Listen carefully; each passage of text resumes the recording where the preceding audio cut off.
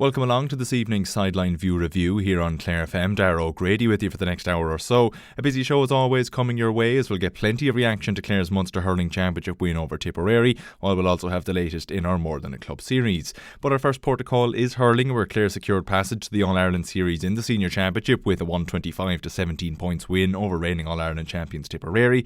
Clare also now in with a shot at qualifying for the Munster final, needing a win of 5 points or more against Cork to guarantee passage to the decider. John Conlon, David McInerney and Diarmuid Stritch were late inclusions to the starting team in Thurles, with the latter notching 6 points from play. After the game, Derek Lynch got the thoughts of Clare coach Brendan Bugler, 2024 Hurler of the Year Shane O'Donnell, but first, banner boss Brian Lohan.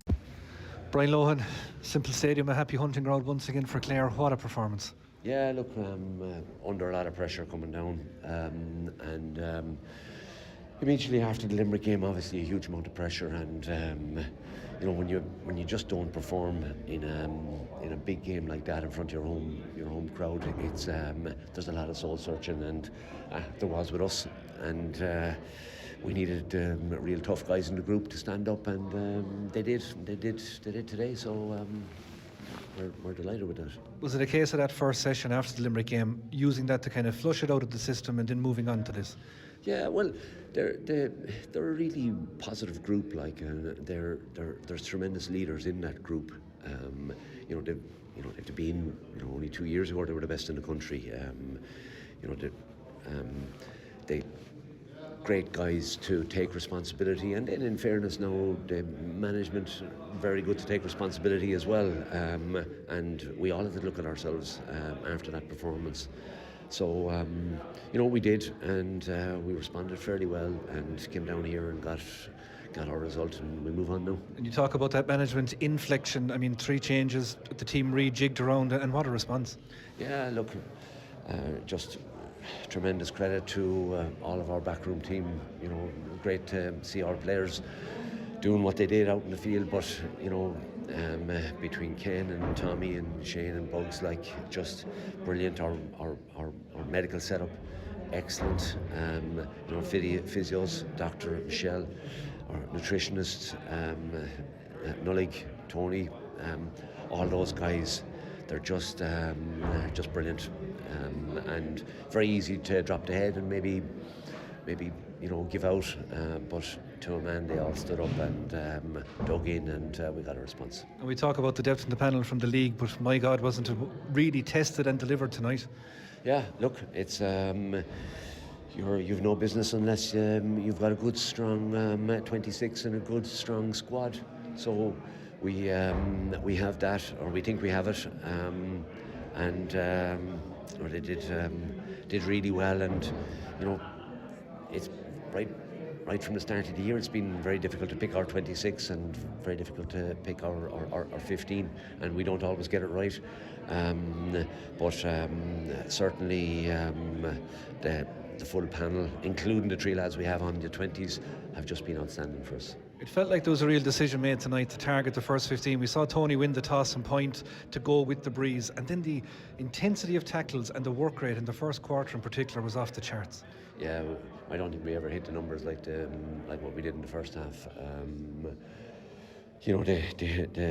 stats that we really value, but we hit them this evening, and that always augurs well for us when we're hitting those kind of stats. And one of the last plays of the game, Brian, that block down by John Conlon just typified the whole evening, and him as a player. Yeah, he's just immense, just absolutely immense, like, and not just as a hurler, like we can see, but people wouldn't see what he's like as a man, like, and he's just tremendous for our group, and we're delighted to have him.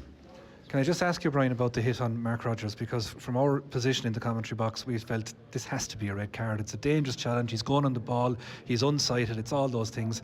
He ultimately leaves the field concussed. Please God, he's okay and recovering in there. But those type of challenges, following on from Shane's one the last day, they're very hard to take, aren't they? Yeah, look,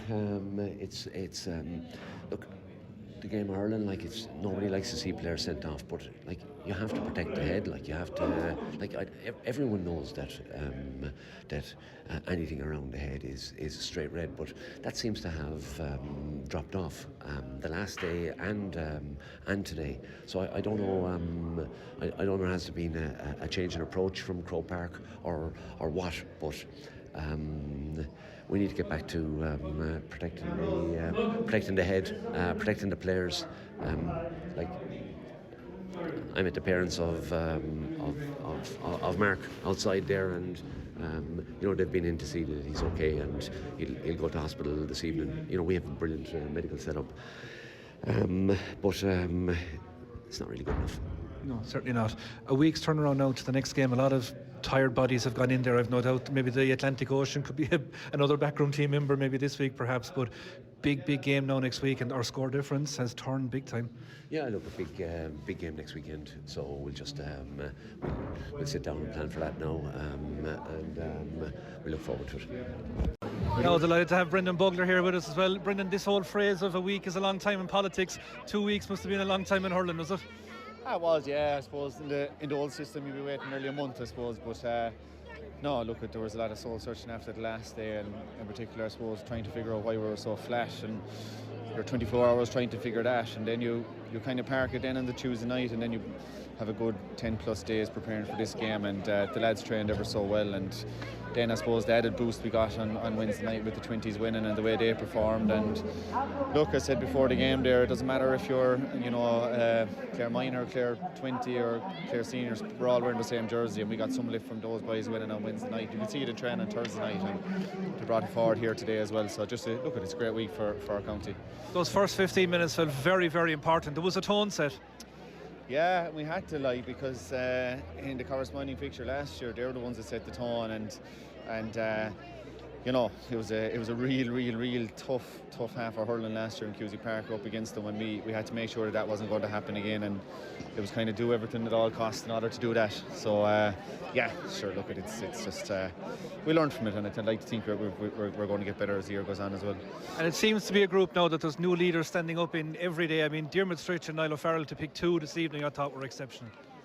Yeah, and it's no surprise, because in the league games as well, the two of them are exceptional, and that's it. They've gone through, I suppose, the system, be it through the minor level and the under 21 structure. Now they're just doing what they've done at those grades at this level, and they're bringing it even a stage further. So it's next man up, and that's the way it is. But then you've seen the old veteran come back in there, and then Davy Mack as well, behind him, and look at unbelievable performances from the both of them. And we know they have that as well, and look, it could be other lads. We picked up a couple of knocks here today, so there'll be other lads asked to step in and step up the next day, and we'll motor on. I suppose justification for your decision to rejig things as a management team as well, kind of a new look and a new structure.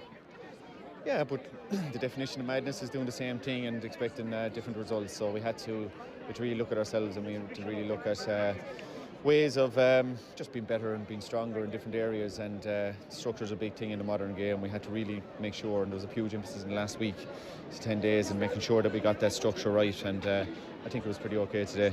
Yeah, no goals conceded, just one the big goal chance which Ever pulled off a fantastic save. First half, I think Clare only conceded 5 points from play. That was some lockdown. Yeah, and I don't know, we conceded maybe 1 point from a free as well, Darren McCarthy, I think. So discipline wise, I thought we were really solid as well. So look, we had to stop conceding goals really, and the boys at the back were terrific, but you're only as good as the boys, how they work up front, and I thought the work rate from all the guys up front was really good, and that's it, the platform. Looking at that scoreboard behind us, it's an 11-point victory. We were on -9 coming in. That's now +2. Cork are +10, so it's a 4-point swing potentially from a Clare perspective going after that in Páirc Uí Chaoimh. It's probably an added bonus to the result. Obviously it was about a 1-point win and we'd all tear up the road home happy, but now there's a tangible target to go after. There is, I suppose, and then when you're 7 or 8 minutes to go, you were thinking of that, but we hadn't been thinking of that obviously all week. It was just about coming out here with a 1-point win, but yeah, the idea, look, at first goal every year is just to get out of the Munster Championship and qualify for the All-Ireland Series, and we've done that now, and we can look forward to really fighting it out and see can we actually make a Munster final, and look, we'll have to reassess the injuries and all of that as well and see where we go. Delighted to be with Shane O'Donnell here in the Balls of Simple Stadium. Shane, that's a massive victory. Yeah, it was a great win. I think obviously a tough couple of weeks, but nice to put that behind us. We knew that come back into training in the last kind of week and a half ago that we needed to be better, and yeah, I think we took our opportunities out there, but we knew that was in ourselves. You speak about a couple of weeks. What were they like? Yeah, it was just a matter of figuring out what went wrong, trying to fix it basically. A lot of those things are just on the day. There's small things that kind of escalate into bigger things, and it doesn't take a huge amount to fix them. You can see that a couple of weeks makes a big difference. That intensity out there was off the charts at times. Yeah, I think our tackles are very high, especially in the first half, so we really set the tone. I think we went out there saying that we couldn't let a game like the first half, and 2 weeks ago, and it's happened against Tip as well before, like where they have tough halves, and then we have a mountain to climb in the second half. We just said we weren't going to let ourselves into that situation, so we knew going out we had to be hitting hard, and every time they were on the ball, making them work for it basically. And within that first 15 minutes, like really setting the tone, we were in control throughout. Yeah, we were good. I think we were good. Obviously, the last 15 or whatever it was, there would be an extra man. We managed to kind of work it out. Very controlled through the second half, but yeah, I think we were well deserving of the win. To be honest, I think we played well, and yeah, a lot of the stats I think would bore that out. And a real sense that belief never wavers in this group. Yeah, well, I think with Brian Lohan as your manager, you don't have an option for wavering belief, and he's an exceptional talisman at the top of the group, and everyone just kind of follows his lead really.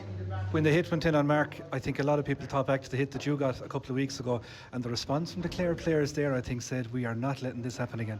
Yeah. Not to talk about specifics, but yeah, I think we thought through the Limerick game that throughout that game we were taking hits and kind of maybe not giving them back the same as tough as we were, so just felt like we weren't going to make that happen and make that mistake again. So trying not going out to hurt anyone ever, but there is an opportunity to be physical as possible and get the tackles in, and that's what we went out to try and do today. Obviously you're okay, but how are you since, because that was a fair rattler? Yeah, fine. Yeah, no problem at all. Impacts like that are kind of funny sometimes. Most time they're fine, and then sometimes you just get caught the wrong way or whatever, and hopefully Mark is okay. I'm not actually sure exactly, but yeah, you just get a little bit unlucky, but that one is fine. A big game now next week, a chance here for Munster final. I think a 4 or 5 point swing in Cork could turn score difference in our favour, so this could be huge. Yeah, I think it actually made a big difference now getting the points there today. Score difference, as you mentioned, makes a big difference, so yeah, huge game. It's never easy going down to Cork, but yeah, huge opportunity, and we're just delighted to have the opportunity really. The thoughts of Brian Lohan, Brendan Bugler and Shane O'Donnell there. We'll have plenty more reaction to Clare's win coming your way after the break. Joined now by Clare FM's commentator Sil O'Connor to look back at Clare's victory over Tipperary, and Sil, it was a hugely important win for the banner.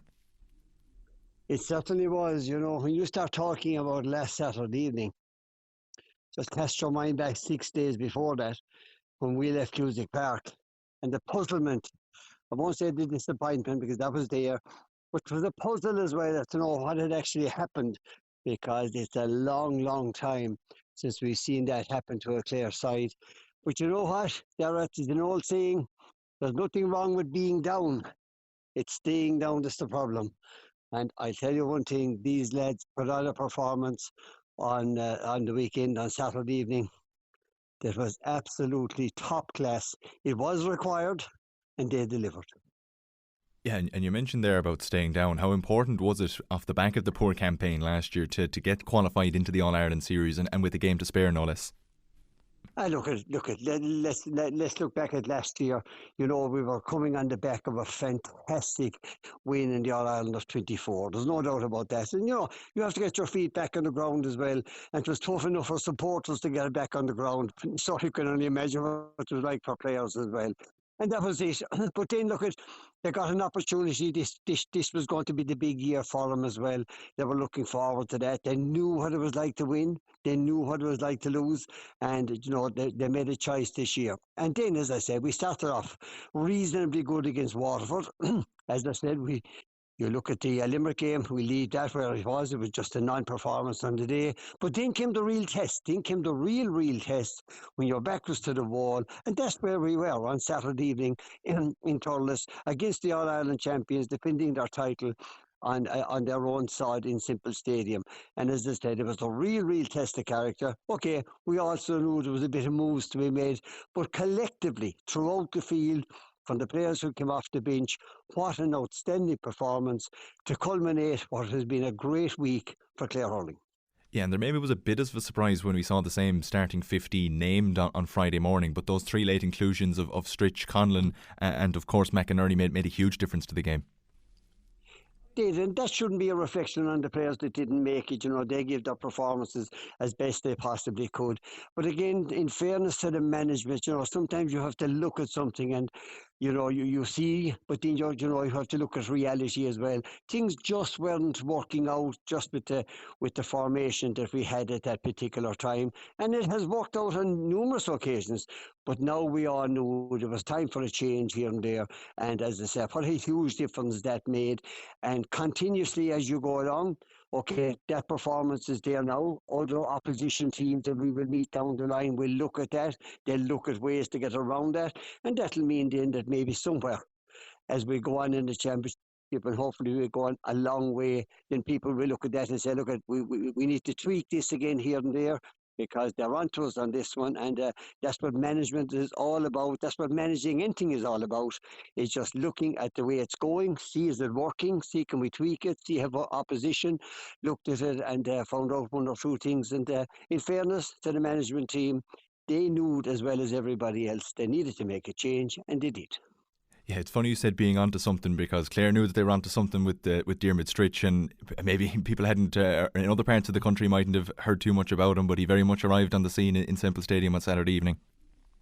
Well, he did. We've been hearing of us. See, Diarmuid Stritch here in the county, we knew he was a player coming through. But I can't talk about the change of level to going from a club to a county, but I can watch it and look at. For the players will tell you, the players who have been through that at the highest level will tell you that you can be a fantastic club player. You might struggle to make it at inter-county level, which is a couple of steps up. And any young player, and in fairness, we've a lot of them coming through at the moment, but. Look, it's a big step up to that level, because when you meet the opposition, you could be meeting a very, very experienced player who knows the tricks and treats of that level, and you have to learn that. And Diarmuid Stritch, in fairness to him, if that was his first full lesson on Saturday evening, his first start, well, then he passed a bit flying on us. Yeah, 6 points from play, but there was plenty of other forwards that chipped in. If you look at Rinn got 4 points, Kelly got 5, Duggan got 4, and there was a real spread of scores in the forwards that just wasn't there against Limerick a couple of weeks previous. Yeah, you could go all the way back to number 1 up to number 15 and on to the lads that came on. I mean, Ian Galvin has come on a number of times over the last couple of years. He was like a fella. There was let loose in Semple Stadium. He was absolutely brilliant. And that's the great thing about one player I'm going to pick out. It's the great thing about Shane O'Donnell or Peter Duggan, because they have to be watched 24/7 on a hurling field. They have to be constantly kept an eye on. But then the players that chip in, as you said, Sean Rinn had a brilliant day out against Waterford the first day. It didn't work for him on the second day. But then again, here's the test I keep saying over and over. Here's the real test of character about being down and getting back up. And, he got back up on his feet again. He was outstanding as Ryan Taylor was back to his 2024 for him. Again, why is that? Because you see, Ryan Taylor suffered an injury. He was out for a good while, and it takes that bit of a while to get the spark back into you again. As players will tell you over the years, we've seen that on so many occasions. Huge performances from start to finish. And again, let me mention one other player. Niall O'Farrell started off as centre half-back against Waterford and also against Limerick. Took him a while to settle into that, and we could all see that. But then what happened on Saturday evening was Niall was playing out in the wing, and he was minding his own house out there, and he was absolutely superb. He plays in the forwards for Broadford, but again, he plays at half-back for Clare at the moment. And not to mention David McInerney and John Conlon, of course. And Darrell Lohan again tested out in the middle of the field, in the last 2 games. What was his response? Back to cornerback. Again, top quality coming to the surface when needed most. Yeah, and that goal just after half time was huge when you look at the elements that Tip had at their back, and they had kind of hung in with Clare for a good majority of that first half. Maybe Clare got a bit of a run on them at the end of the first half to extend that lead to 7 points, but to get that goal early on really kind of put a nail in the coffin for Tip. Well, Dara, when you look at, you've been there, maybe not like myself at the highest level, but we've come out of the dressing rooms at a time, we've been down a couple of pints, we've been down 6 or 7 pints, and the first thing you have to do, you have to breathe at your back. Okay, the old saying will tell you, the Breeze never won a game. It mightn't never win a game, but it would certainly help, I can tell you at times. There's no doubt about that. So then you come out of the dressing room like Tipperary did, and I've no question about it that Liam Cahill's speech would have been, with 35 minutes to hold on to our All-Ireland title, and they get going and all that. And the next thing, within a couple of minutes, Ian Galvin has the ball in the back of the Tipperary net. And even Liam Cahill said afterwards, that's the one that really, really put him thinking, to know how much of a battle they had on their hands here. And the more it went on, the more they realised that Clare weren't going anywhere. In actual fact, they were, when Tipperary dominated for a while, they got a couple of points, but then Clare came back into it again. And that goal was, while it was fantastic from a Clare point of view, I can only imagine the mentality of Tipperary saying, these lads are not alone, not alone are they going to make it tough for us. They're not going anywhere. They're going to battle to the end. And, that's a big adjustment when you're trying to cut down a 6, an 8 or a 10-point lead. Yeah, and you touch on the impact that Ian had, and I suppose it shows that you need players to step up when you're without Mark Rodgers. And of course, you've seen that Willie Connors got that second yellow, but could he maybe have been dismissed earlier in the game for the initial hit on Rodgers? Well, I'll be straight up with you. I only sat down afterwards to see the game. I only really sat down to watch the game afterwards. And I'll tell you one thing, Willie Connors was an extremely lucky man that he didn't see a red on that occasion. And, if I had to be perfectly honest, that is a most dangerous tackle you can see. And there's a lot of talk about it at the moment. There's no need to talk about it. There's no need to talk about it. Just look at it and just see the impact of a player. And that's no matter where the game is on, no matter who's playing. When a player goes down to rise the ball, he's only his eyes and focus on one thing, and that's getting the ball into his hand. And then people might say, but sure, look, your job is to stop him rising the ball. Yeah, it is your job to stop him rising the ball, but it isn't your job to take him out completely. I mean, Mac Rodgers, in fairness to him, ended up in hospital afterwards, and because of that tackle.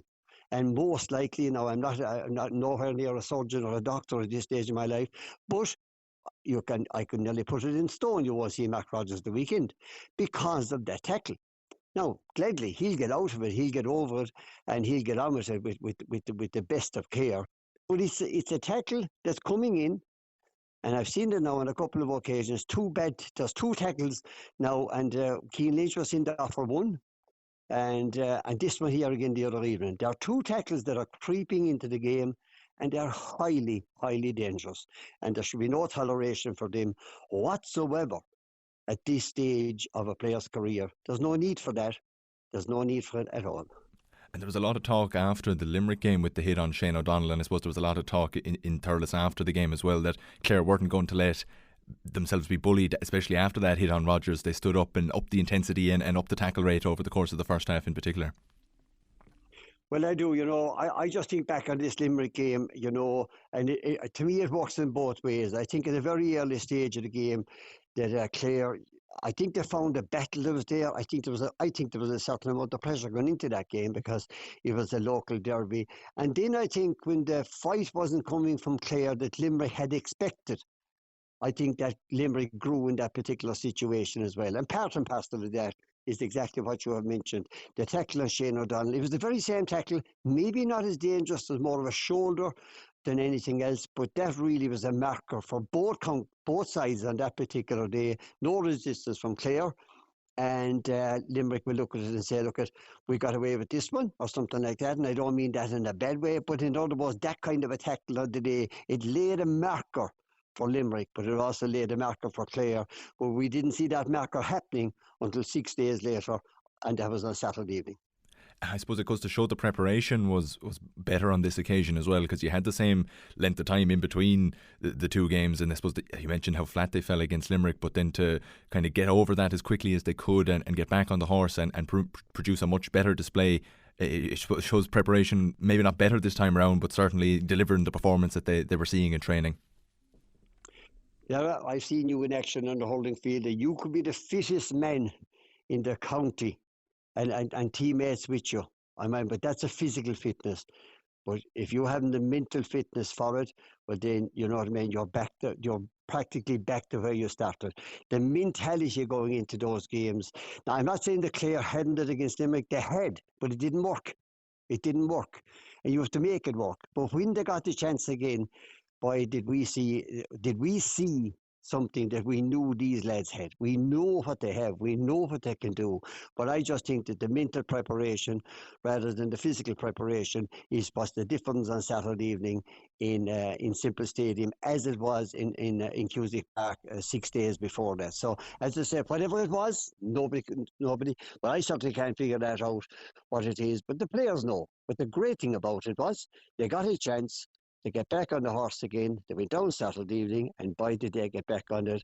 And you have to give credit so much to everybody involved for a massive swing around in 6 days. I suppose it's something that'll be hard to quantify as well, but they would have definitely gotten a boost from the Munster final victory for the 20s earlier in the week as well. Well, look, it lifted the whole county, didn't it? It really lifted the whole county. I mean, not alone that, but I mean, it became one of the big topics. Well, I was there Wednesday night, but from Thursday on, for maybe 48 hours, it became a massive topic. And we all know the channels and the places that it ended up on in the drama in Limerick. And as we said, like that was 60 minutes of hurling, plus 20 minutes of hurling, plus another 15 minutes of penalties, plus sudden death.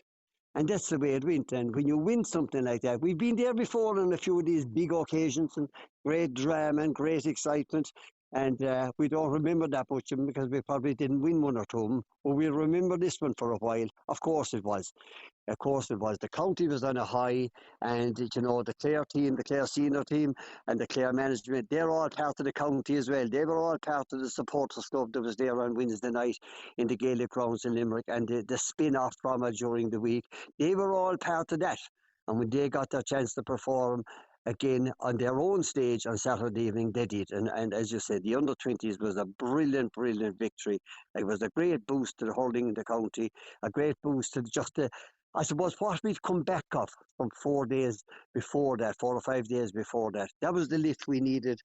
And the under-20s gave it to us, and the seniors carried it on when they got their opportunity on Saturday evening in Thurles. And I suppose you're looking at the other side of the field, when you look at Tipperary this year, if you look at their Munster Championship campaign so far in 3 games, it might be easy to say that they've only performed for maybe a total of 70 minutes rather than given a 70-minute display each time out. Are they suffering from a similar hangover that Clare had last year?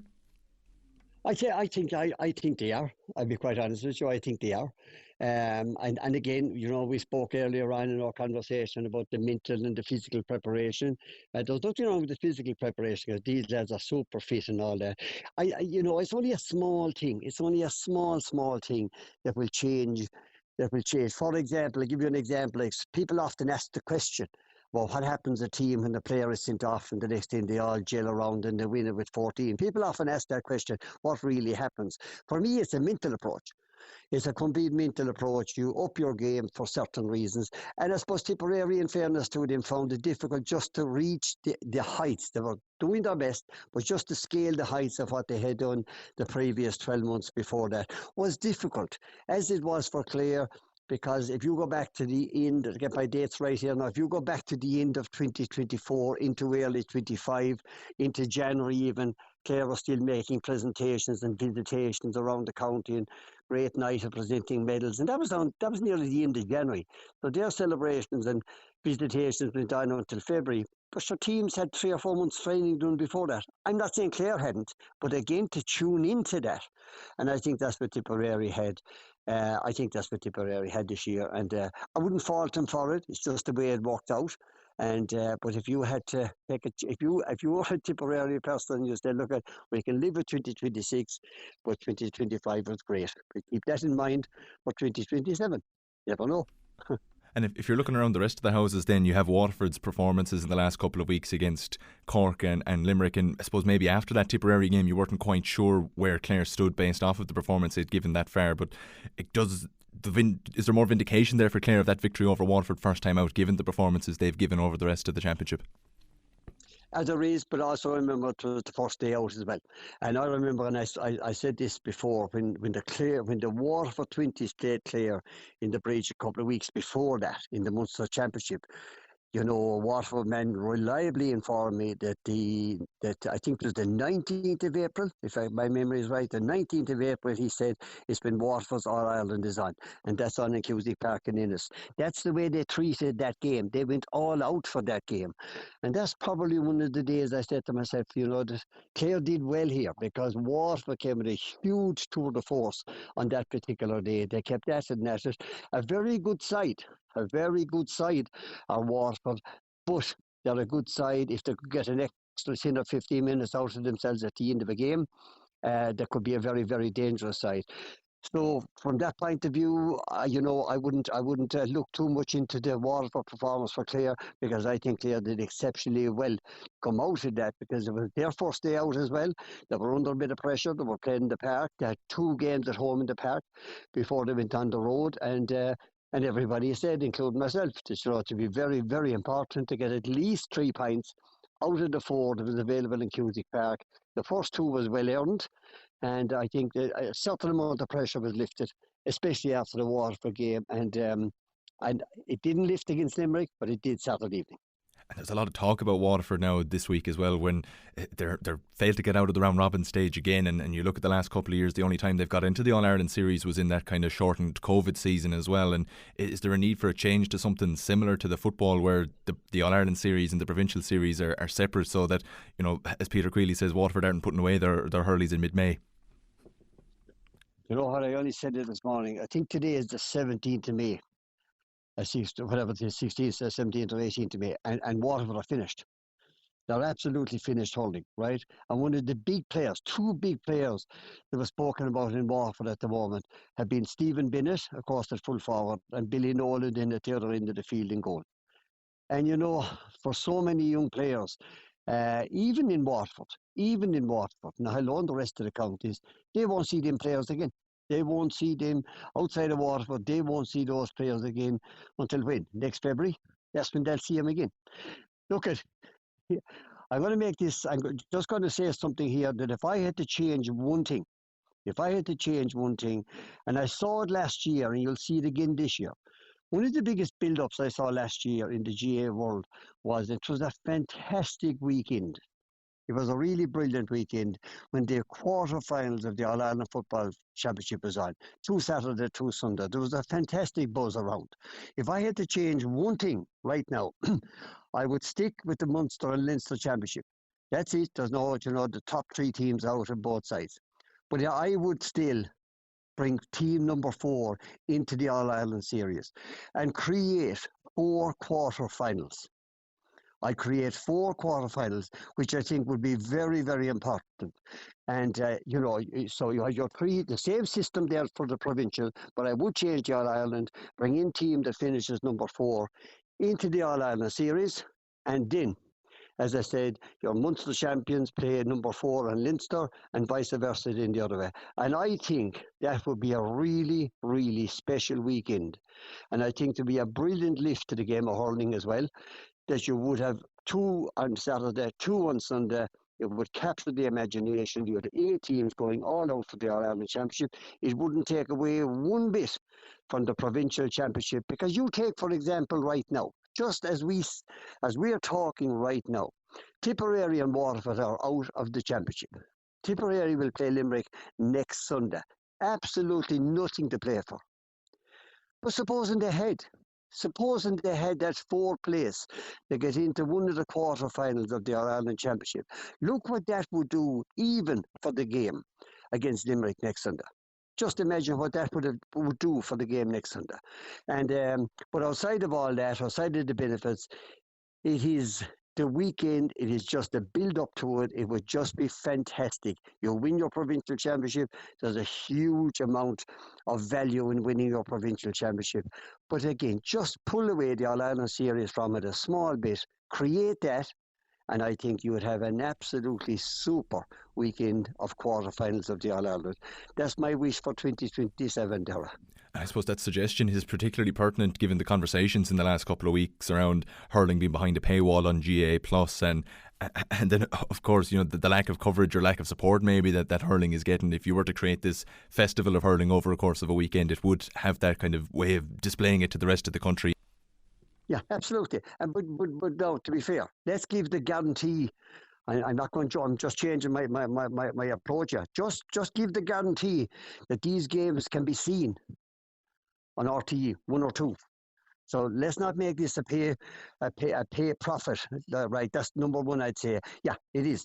Like it is that weekend. That's the special weekend. Up to Crow Park, no matter who's in it, up to Crow Park, 2 Saturday, 2 Sunday.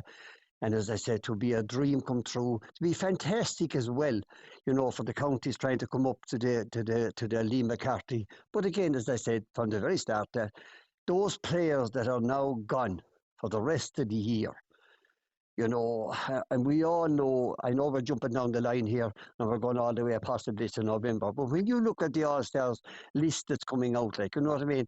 Stephen Bennett, Billy Nolan, all gone in the month of May. So they'll be just a distant memory. I'm not saying they won't win it, certainly more than entitled to, but they won't have the same fluency of people talking about them come the end of the year. But look, that's for somebody else. But go back to where I started. I just think we're missing something. Great to see the Leinster Championship the way it's gone at the moment. It's competitive for the first time in a long time. Now is our opportunity to take that to another level. And I think the introduction of that, and I know people will say, if there's 4 coming out of Munster, but there isn't 4 coming out of Munster. There's just 4 teams available. There isn't 4 teams left in the Munster Championship. And after next Sunday, there's only 2 left. And after that, then you're into quarterfinals. And they'll be coming up very, very shortly. The amount of teams that's going to disappear over the next 14 to 21 days is incredible. In the game of hurling, it is only X amount of counties that are in contention for it. Football Championship, and I'll be straight up with you, I think it's fantastic at the moment. The changes, the profile that it's getting, even they'll be talking about Jack McCann's Monaghan Point for many, many years to come. Westmeath winning yesterday. Westmeath are in the same division as Clare. Look at the profile they've got. So as I said, hold on to what you have. The football has improved enormously. The hurling needs a kickstart. I know it does. People might look at it and say, maybe not this year, it's going grand. Take my word. Over a period of time, don't let it fade away and try to get it back up. Keep it where it is right now and enhance it a little bit more, and you'd have a fantastic championship. And we'll just finish off by looking at Clare again and looking ahead to this Sunday. And I suppose a slightly weakened Cork team with Robbie O'Flynn and Darragh Fitzgibbon missing. So a real opportunity to get back to a Munster decider. We were down in Cork at the second day of the second day to play Cork in the semi-final, and we were talking to a proud Cork man down there. And we said, look, if we come down here looking for 2 points, he says, will you put out half a team? And he said, we will. We'll put out half a team, he said, against you, but we'll still beat you. So we know what's coming. No. What you have here next Sunday, okay, any team, the likes of Kieran Joyce is gone. I'm not sure if it's Rob Downey. Now you have Darragh Fitzgibbon gone off the Cork side. But look who's coming on. Players who are trying to get onto the Cork team for years. They will have more of a pep in their step more than anybody else next Sunday. It's Cork, it's in Páirc Uí Chaoimh. They have a possibility of missing out on a Munster final, which they won last year as defending champions. Clare are going down looking for a 5-point victory, and hopefully that'll be enough, So there'll be nothing soft in Páirc Uí Chaoimh, no question about that. I think both teams will go for it. Hopefully, we will come out on top, and how special it would be to be back in the Munster final against Limerick. How special would that be? It would be superb after what happened, as I said, last Sunday week. But look, you have to win the game first. I think Clare, injury-wise, I think will be something to look at over the week. But we leave that to the people who know best, and that's the management. Thanks very much, Sil, for your thoughts off the back of a very important win for Clare in Semple Stadium on Saturday. This feature, More Than a Club, is funded by Commission na Man with the television licence fee. The focus of this week's Club Profile series is on Broadford GAA Club, and delighted to have Pat O'Brien with us to have a look back over the club and all things with it. Pat, it's I suppose one of the most easterly outposts of the county in terms of GAA clubs. Take us through the history. Good. Hello, Derek. And I suppose the first thing I'd say is I might be a little bit biased, but we have a remarkable history of hurling in Broadford. Not just hurling, but actually a remarkable history. I would say that we probably contributed more than virtually every other club in the county to the formation of the GAA, to the history of the GAA. You've got to think of where Broadford Village was located. Up until really modern times, it was one of the principal junctions in the county. Two of the main thoroughfares, the one from Innis towards Dublin, and that passed out through O'Brien's Bridge, and North East Clare, Fecal, Scariff, but like all that country travelling to Limerick on through the gaps in the Schleebarnock Mountains at Broadford Village. So from the very commencement of the GAA, and in fact before that, Broadford Village and particularly the middle field in Broadford was the location of many of the most important hurling tournaments, championships and so on. And even to go back before that, hurling has been documented in Broadford right back through the centuries. I've done a lot of local history, and the hurling continually emerges. A few examples would be 1825, a game played on what they called the Sabbath was frowned upon by the magistrates who were into, we'll say, evangelical Protestantism at the time, didn't want any games being played on the Sabbath. And when the magistrates tried to interfere with a hurling game in Aharina and Broadford, they reported on incidents that happened and involving the crowd as they tried to disperse them, a crowd that they estimated at over 3,000 people. Now that's 60 years before the GAA itself was founded. And even to take the Ordnance Survey carried out in the 1820s, interestingly, a place named in Kilbane was recorded as Isle na Gamon, the file of the cliff of the Hurleys. So that place name went back into history. It showed that hurling was a feature of the local community going back in the centuries. And one that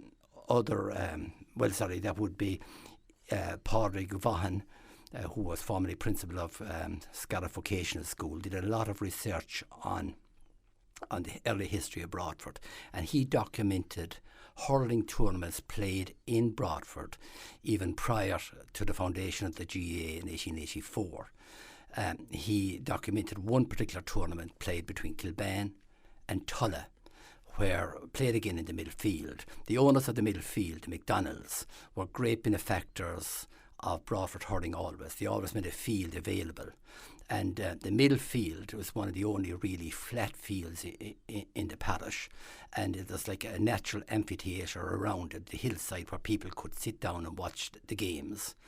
By the time I came to hurl back in the 60s and 70s, we had lost the use of the middle field, and they put us into a very small field, again belonging to the McDonalds, called the Quarry Field, which sort of determined the style of hurling that we had in that particular era. But so the first county final was played in Broadford and played in the middle field, and it was refereed by a Kilbane man, Broadford parish man, William Gunning. And William Gunning is also remarkable in that he was one of the founders of the Limerick Commercials football team that won the Football All-Ireland in 1888, one of the first Claremen ever to win, and the first Broadford man ever to win an All-Ireland title, although at Gaelic football. And William Gunning, as I say, refereed that game. And of course, it's great now, if I could say, that even to kick on into the modern era, there's another member of the Gunning clan keeping that flame alive. And I just think Owen's contribution is sort of a bookend to William Gunning's contribution in the very early period. So that would be in the early period. And one other thing I would say about our history that I think is hugely important is, if people go back into the early years of the GAA, they could look up what happened after the Charles Stewart Parnell divorce case, when that was a huge controversy of the time, and the Catholic Church came down very heavily on him, and the GAA split. And because of that split, there was no hurling or football played in Clare for a period of almost 7 or 8 years. The GAA actually in Clare became dormant and could actually have died out, only for a meeting that was held in Broadford in, I think it was, if I get my dates right, it was 1896. And it was a meeting held in Broadford under the auspices of the local GAA phonetics, if you like, Gunning, Vaughan, Mr. Hogan of Kilkennedy and so on. And they got down a very strong GAA man called Dick Blake from Meath, and they reformed the GAA in Clare. So it was only mostly the local hurling, the local parishes of East Clare that were represented, Bodyke, Scariff, Tulla, Feakle, the Mills. And interestingly, Killimer of West Clare, I often wondered why did this representative come from Killimer. He must have been fairly well dedicated to actually help in getting the GAA going again. So Derek, it might annoy a few people, but I am actually saying that a lot of the people, with so many people that love their hurling and the GAA in Clare, maybe today they should be saying a silent prayer of thanks. They might often have said other type of silent comments about us. They should be thanking us for keeping the GAA alive and the re-emergence of hurling in the 1890s. And since that time, we say the GAA has been thriving. Fantastic. With such a rich heritage and a rich history, then it's no wonder that it has thrived the way that it has in Broadford, I guess. And, you know, that tradition has been kept alive, as you say, in that modern era as well. It has, although we would have gone through very difficult periods. I think if you go back in the history of the GAA, the 1950s and so on, when we had so much immigration, was a very, very difficult time. And I often think we need to pay credit to the people the generations before me, going back again to the likes of Padraig Vaughan.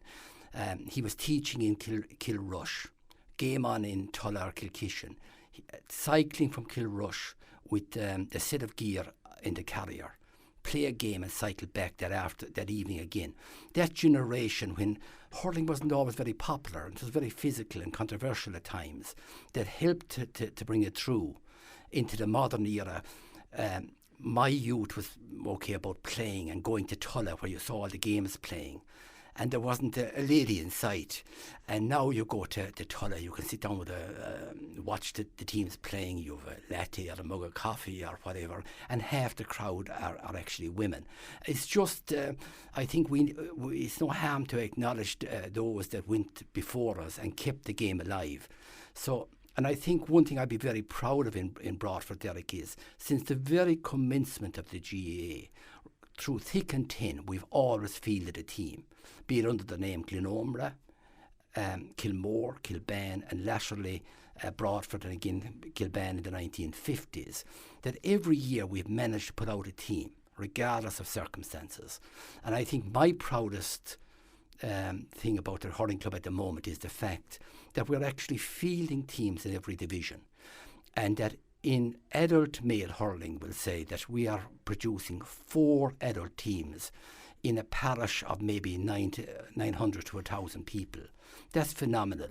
I remember a number of years ago speaking to Padraig Hickey actually at a function, I think to the Stag above in Westport or whatever, and Padraig was talking in terms of producing a third team in Broadford. And at the time it was almost like a heresy. How would you manage to get them out? But it's gone from that, from having a third team out, to managing to put out a 4th team. Go back in Broadford with a population once of 8,200 people, really hit by immigration and by migration.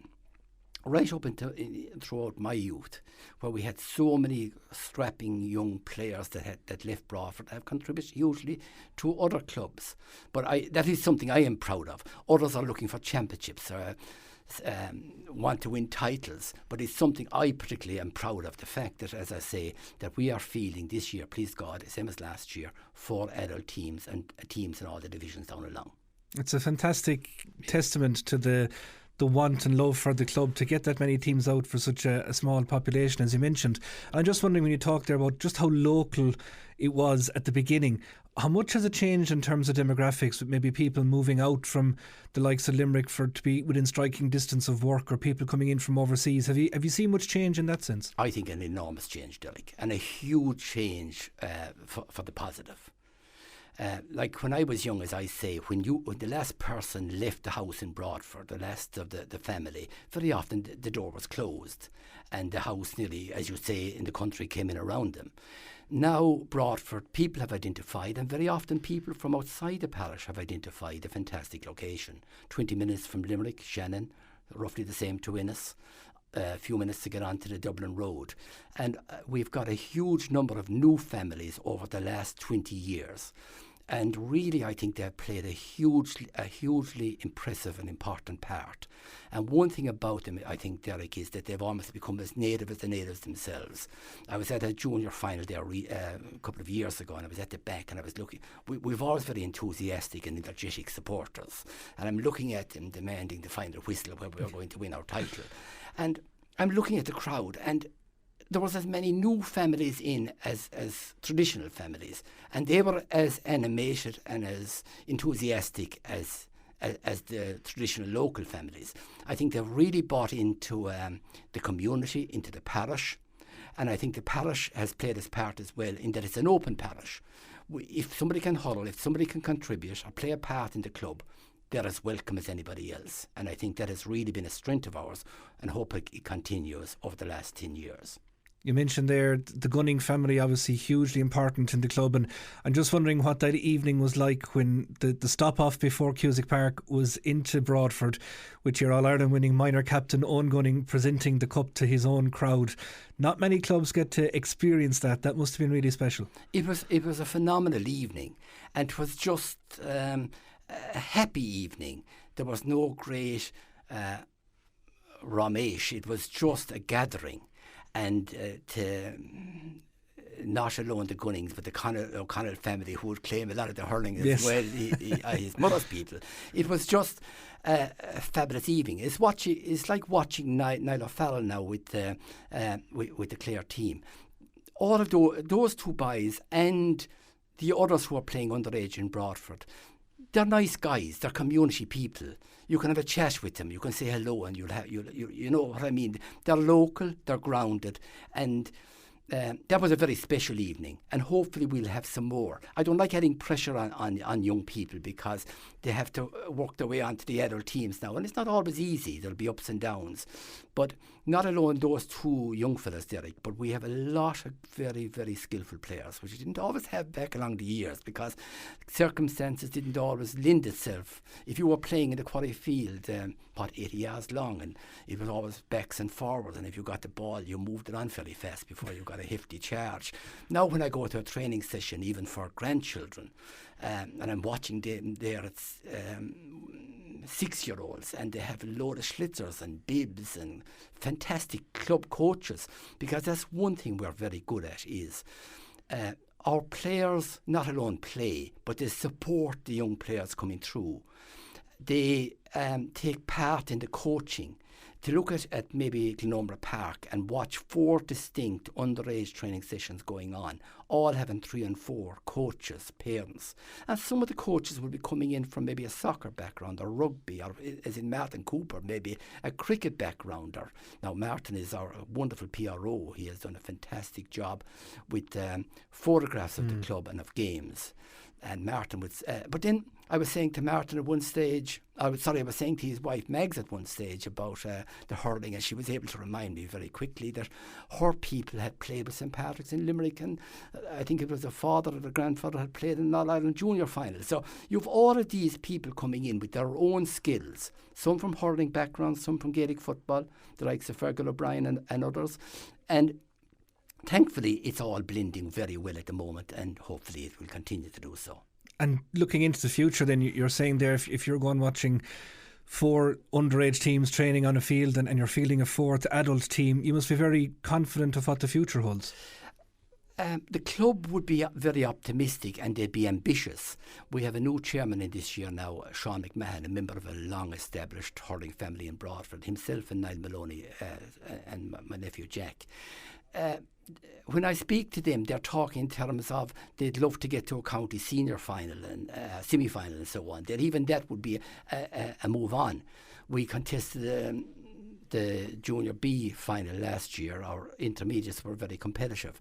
But personally, and this is a personal opinion, Derek, I would be more...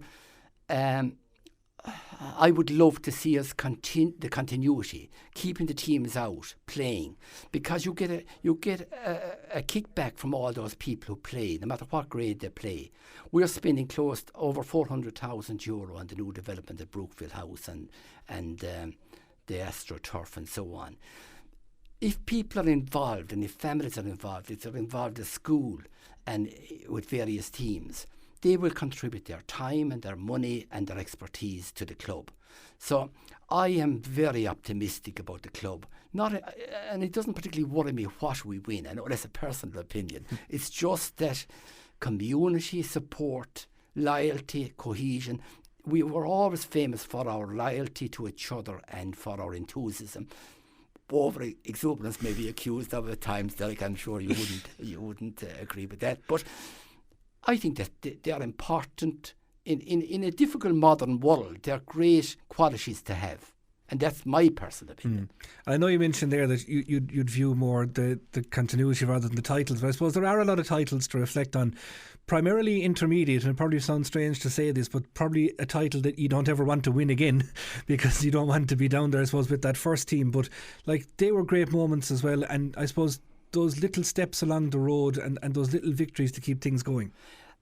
I suppose when I was hurling myself and my father before us, we were very much the senior was dominated very much for a long time by a small elite number of teams, the Clare Castle, especially in the market. And winning an intermediate title was hugely important, and we've won 7, I think the most that any club have won. And that was maybe the level of our ambition at that time. It's not the level of ambition of the present crew. We have an intermediate team that want to win the intermediate championship. We have a senior team that want to be very competitive in that competition. So that's where we've moved on to, the thinking of maybe being a senior club and making the breakthrough at senior. And I'd be very confident that we'll be competitive at the upper level for a long time. And really, I suppose after that it's in the lap of the gods that our senior championship at the moment, you could not say of the 16 teams who is going to win the championship or who is going to be relegated. The margins are so tight that even a team that were excellent in 2025 could be facing relegation in 2026. That is the championship we're now playing. I think is one of the great championships, because I'm really looking forward to the group draw. No matter who you draw, they're going to be good games, and we will be up there with the best, and that is not a bad place to be. Absolutely. Pat, we wish you the very best of luck for the seasons and seasons ahead indeed, and thanks for having a chat with us this morning. Thank you very much.